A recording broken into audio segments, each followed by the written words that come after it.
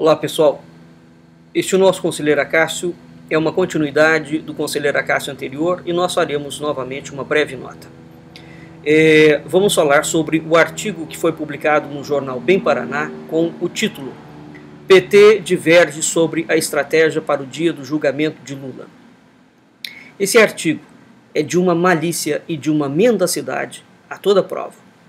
Explico alguns pontos que estão por trás da malícia do artigo. Falsamente, o artigo induz o leitor a alguns erros. E como o leitor não sabe que está sendo induzido, ele inevitavelmente vai cair nesses erros de interpretação. Um deles, eu cito apenas 4 erros. Ele despista a existência de uma estratégia clara e focada em várias frentes diferentes, agindo ao mesmo tempo.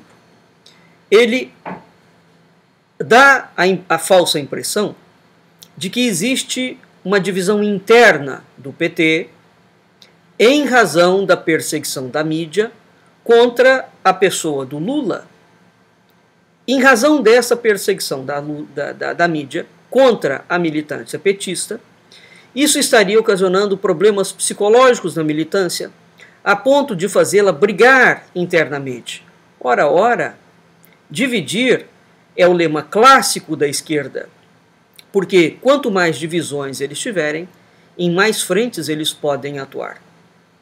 Portanto, é preciso perceber que quanto mais divisões, agendas, propostas a esquerda tiver, isso significa que em mais frentes ela está atuando. Vamos dar um exemplo. Percebam, por exemplo, a quantidade, aqui eu estou falando em termos numéricos mesmo, de partidos de esquerda que tem no Brasil. Cada partido deste, preste atenção a isso, assume para si um tipo de pauta, defende um tipo de agenda. É como se você tivesse um grande bolo, cada bolo daquele fosse dividido em fatias, né? Esse bolo fica invisível ao grande público, mas eles sabem exatamente o bolo deles.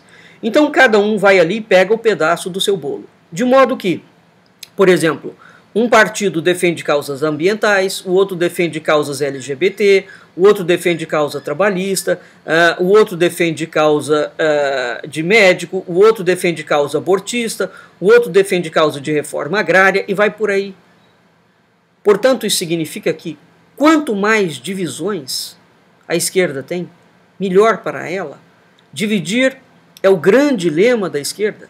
Portanto, por trás dessa divisão existe um planejamento estratégico monstruoso.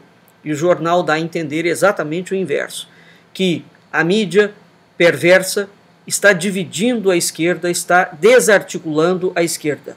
Ora, isso é uma mensagem para o futuro, porque se alguma coisa sair dos trilhos, eles vão dizer que eles foram desmembrados e vão imputar a culpa em alguém, como eles fizeram no período dos militares. Terceiro ponto, eles induzem falsamente a entender que essas diferentes frentes de manifestação, empunhadas por diferentes agentes, por exemplo, estudantes, professores, gente pobre, agricultor, político, acadêmico, né, eles querem passar a impressão de que estes agentes representam a sociedade. Mais do que isso, eles são a sociedade, eles são o povo verdadeiro do Brasil. E que o resto da população que não está representada nessas diferentes faces não são o povo brasileiro autêntico.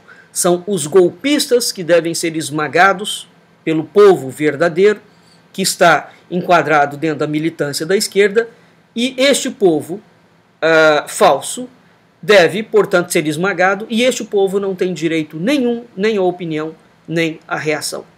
E veja, o Lewandowski, em Manaus, alguns anos atrás, eu soltei exatamente um pronunciamento do Lewandowski afirmando exatamente que o povo brasileiro não era povo coisa nenhuma, que povo era toda aquela gente que estava organizada dentro de uma sociedade de direito jurídico. Muito bem. Item 4. A sociedade deles, portanto, está do lado de Lula. Lula aqui é tratado como o bem supremo. Lula foi trabalhado, a imagem de Lula foi trabalhada como sendo a imagem do Messias. Lula é aquele que veio para salvar o Brasil. Então a carta do Gilberto Carvalho fala que, independentemente do julgamento, o Lula será lançado à presidência da República. Isso significa que, acima do julgamento, né, está já construída e sendo construída a tese de que o Messias, Lula, está sendo sacrificado pelo Sinédrio. Nós estamos diante de uma carga simbólica messiânica. Portanto, o que eu quero dizer aqui, nós estamos diante não de uma mera manifestação política, nós estamos diante de um fenômeno de messianismo político. É incrível que ninguém desta suposta direita esteja ciente do quadro que está sendo construído à luz do dia e na barba de toda a gente. A coisa é muito mais grave, é muito mais profunda, é muito mais estratégica do que aquilo que nós possamos pensar. Nós estamos diante da chamada Guerra dos Messias. A história da política brasileira está mergulhada no tema do messianismo político.